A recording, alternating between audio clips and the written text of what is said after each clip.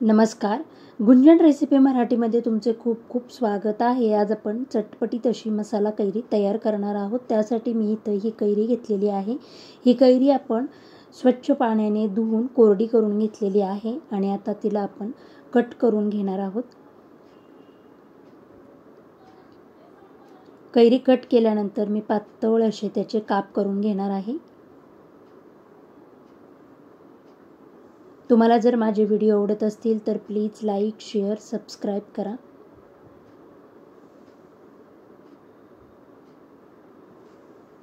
एकदम पातळ लांब असे मी काप करून घेतलेले आहेत. अशाच पद्धतीने मी सर्व कैरीचे काप करून घेणार आहे.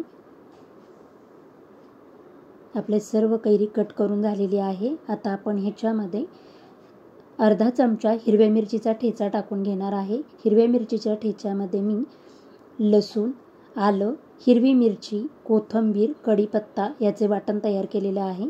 त्यामध्येच आता आपण पाव चमचा गरम मसाला, 1 चमचा काश्मीरी लाल तिखट, पाव चमचा हळद, 1 चमचा धणे पावडर, चवीनुसार मीठ टाकून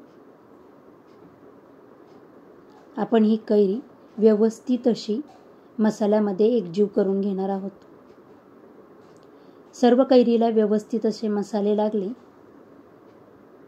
की तडका पॅनमध्ये आपण तेल गरम करून घेतलेले आहे. 2 चमचे तेल मी गरम करून घेतलेले आहे. त्यामध्ये अर्धा चमचा जिरे, अर्धा चमचा मोहरी आणि पाव चमचा हिंग टाकून आपण हा तयार केलेला तडका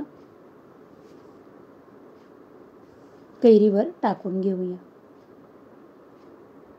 आणि पुन्हा एकदा व्यवस्थित असं मिक्स करून घेणार आहोत. छान अशी ही कैरी तोंडी लावण्यासाठी आपली चटपटीत अशी मसाला कैरी तयार झालेली आहे.